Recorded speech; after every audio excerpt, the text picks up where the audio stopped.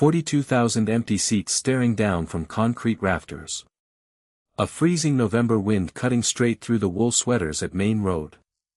And Denis Law, sitting alone in a darkened living room in Cheshire, staring at a small television set with a cup of cold tea he hasn't touched in 20 minutes. His thumb traces the edge of a ceramic mug. The screen flashes a graphic, FIFA World Cup 2026, the modern era. Law doesn't watch modern football. Not really. He catches the highlights, sure.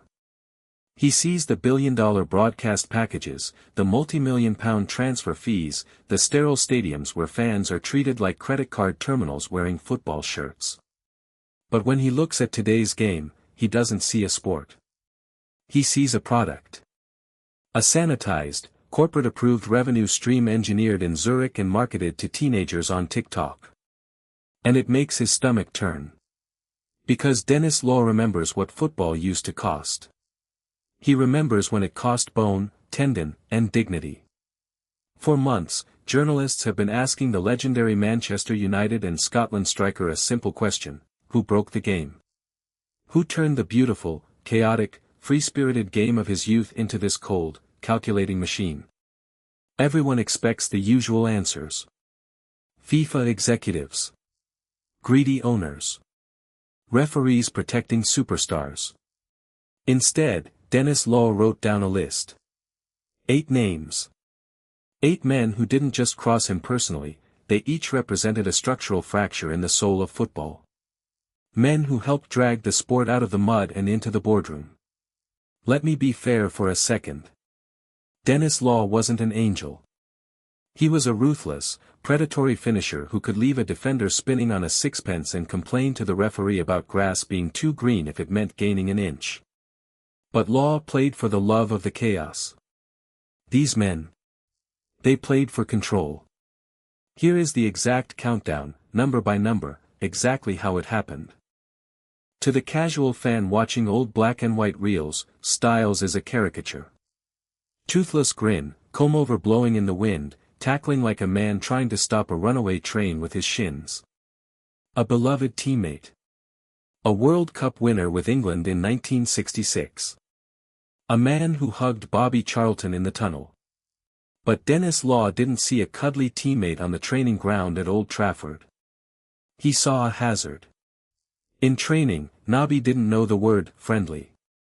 He didn't care that you were his club teammate, or that you had a crucial European tie 3 days away. Every session was the FA Cup final. Every tackle was an invitation to the orthopedic ward. Law spent half his career playing with strapped ankles and bruised ribs not because of opposition hatchet men, but because Nobby Stiles wanted to win a 5-a-side kickabout behind the Stretford end. It wasn't malice. That's what made it worse.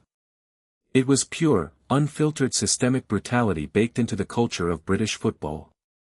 A culture that taught men to destroy their own bodies and each other for the entertainment of factory owners and newspaper editors. Decades later, Nobby's body paid the ultimate price, battling the cruel fog of dementia brought on by heading heavy leather footballs soaked in winter rain. Stiles was a victim of the game, yes. But he was also a symptom. Just gone.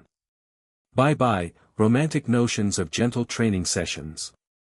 Let's rewind to the fierce, bruising battles between Manchester United and Dundee, or the brutal Celtic Rangers clashes that spilled over into international duty. Ure was a central defender built like a brick outhouse and armed with a temperament shorter than a matchstick. When Scotland played, you were supposed to be brothers in arms. But Ian Ure didn't care about the salter on his chest when he was sizing up Law in a training match or domestic clash. He wanted to leave his mark. Literally. Studs up, elbow high, message sent. The climax came in a ferocious domestic encounter where the two Scotsmen spent 90 minutes trying to kick each other into the advertising hoardings, culminating in a joint red card that left the referee looking like a schoolteacher who had lost control of the playground. As they walked down the tunnel together, blood smeared on Ure's forehead and Law limping heavily, there were no apologies. Just a cold, mutual acknowledgement that friendship ended the second you stepped across the white line. That was the ethos of the era. Trust no one. Not even your own countrymen. Gary Neville once said of that generation, "You didn't survive unless you were willing to break a friendship to win a throw-in." Think about that for a second. That's the mentality that built modern football's obsession with win-at-all-costs cynicism. By the time Law arrived at Manchester City for his second spell in the mid-1970s, the game was changing. The old romantic era of Matt Busby's swashbuckling United was dead. In its place came sterile, tactical managers who viewed players not as artists, but as units of production. Ron Saunders was the ultimate footballing accountant. He didn't care about Law's legendary backheels. He didn't care about the adulation of the Stretford End or the Scottish faithful. He cared about running distances, tactical discipline, and absolute obedience. Saunders instituted a regime of joyless, punishing physical conditioning designed to strip the flair out of the squad and replace it with mechanical compliance. Law, a veteran whose body was already screaming from years of knee operations, was expected to run through brick walls for a manager who viewed him as an expensive, aging asset that wasn't yielding a high enough return on investment. It was the early blueprint of the modern corporate manager, the predecessor to the laptop-wielding technicians running clubs today, treating human beings like spreadsheet entries. Law hated it. He rebelled quietly at first, then openly. Because to Denis Law, football without freedom was just running in circles. Sir Alf. The architect of England's 1966 World Cup triumph. The man with the stone-cold expression, the slick back hair, and the tactical rigidity of a military general. To the English media, Ramsey was a tactical genius. To Denis Law, he was the man who institutionalized the death of wing play and the rise of the defensive, cynical machine. Ramsey's wingless wonders didn't win the World Cup through glorious attacking football, they won it through suffocating structure, tactical fouls, and exploiting the weaknesses of a broken tournament system. More than that, Ramsey represented the arrogant English establishment that looked down its nose at Scottish football, treating players from north of the border as rugged mercenaries rather than creative equals. The rivalry wasn't just sporting, it was cultural. When Scotland marched into Wembley in April 1967, just months after England's World Cup glory, and dismantled Ramsey's world champions 3-2, it wasn't just a win for Law and his teammates. It was an assassination of Ramsey's footballing philosophy. Law didn't score that day due to injury, watching from the stands as Jim Baxter taunted the English defense with "Keep ya UPS," but he felt every single ounce of sweet, vindictive satisfaction. It was proof that the human spirit could still humiliate the tactical machine. Bites your legs. That was the affectionate nickname the British press gave to Leeds United's ferocious central defender. Affectionate? Only if your idea of affection is a stud's first tackle delivered 6 feet away from the ball while the referee looks the other way. Norman Hunter didn't just tackle opponents, he hunted them. In an era when English football was transitioning from a game of skill and mud into an era of industrial strength intimidation, Hunter was the crown prince of violence. When Denis Law faced Leeds United, he didn't just prepare for a match, he prepared for physical survival. Every time Law checked back to receive a pass, he knew Hunter's elbow was waiting for his ribs or his studs were aimed at his Achilles tendon. It wasn't about stopping the attack, it was about sending a message. A message that flair, elegance, and natural genius had to bow down to physical dominance. Law was no saint, he could dish it out and throw a punch when the red mist descended, but Hunter represented something systemic. He represented the deliberate erosion of skill in favor of sheer intimidation, a philosophy that referees and football authorities quietly condoned because it sold newspapers and filled stadiums with bloodthirsty crowds. The mastermind of Leeds United. The godfather of cynical, calculated, mechanical football. Revie didn't just build a football team, he built a syndicate. His Leeds side was infamous for tactical fouling, psychological warfare against match officials, and a brutal physical style designed to bully opponents into submission before a ball was even kicked. The tension boiled over into pure, unadulterated hatred during the 1965 FA Cup semi-final at Hillsborough. The match wasn't a football game, it was a street brawl staged on grass.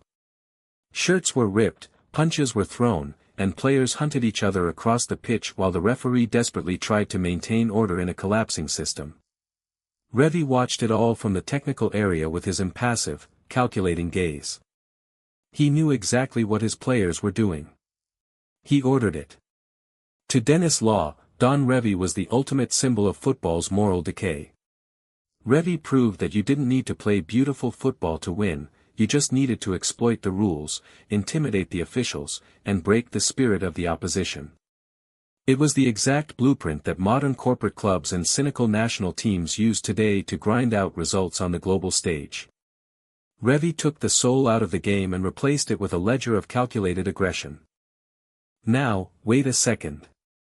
Let me be fair for a second. Everyone loves Brian Clough. The eccentric genius, the miracle worker at Derby County and Nottingham Forest, the sharp-tongued visionary who spoke truth to power and hated the football establishment. Why on earth would Denis Law hold a lifelong grudge against old Big EAD? Because Cloughie had a cruel streak that didn't care whose career he trampled for the sake of a headline. By the twilight of Law's career, when his knees were hanging together by scar tissue and sheer willpower, Brian Clough was carving out a lucrative second career as an outspoken television pundit and newspaper columnist. Clough never missed an opportunity to stick the knife into aging legends, publicly declaring that Law was finished, past it, and stealing a living on the pitch. To millions of casual viewers, it was just classic Clough entertainment, brash, funny, and controversial.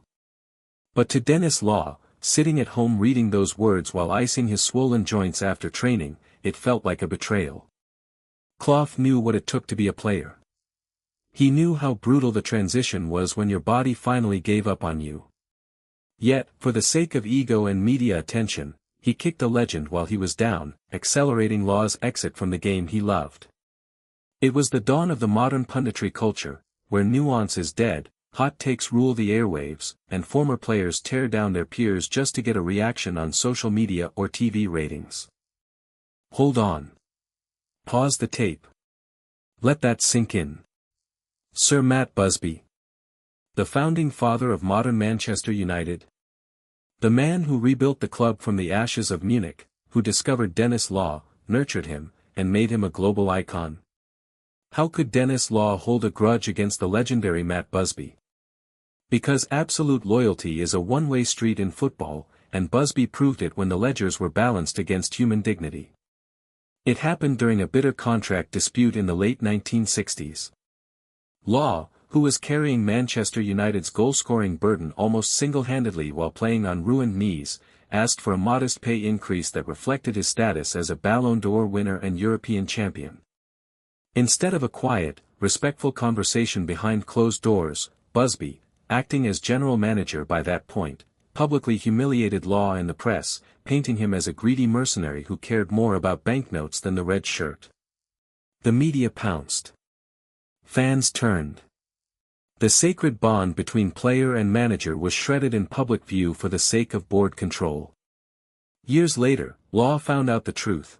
Busby had quietly authorized the pay increase anyway, treating the public humiliation merely as a managerial tactic to keep the dressing room hierarchy in check.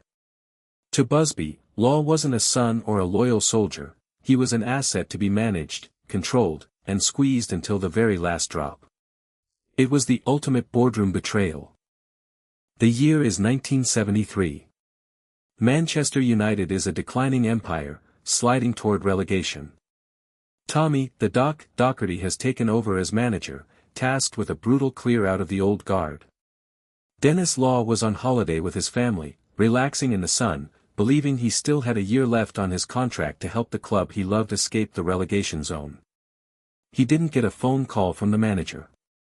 He didn't get a face-to-face meeting at Old Trafford.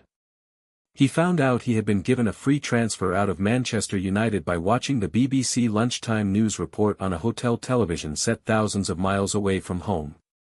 Just gone. Bye-bye, King. After 11 years, 237 goals, broken bones, blood, sweat, and absolute devotion, Denis Law was discarded like expired milk on national television.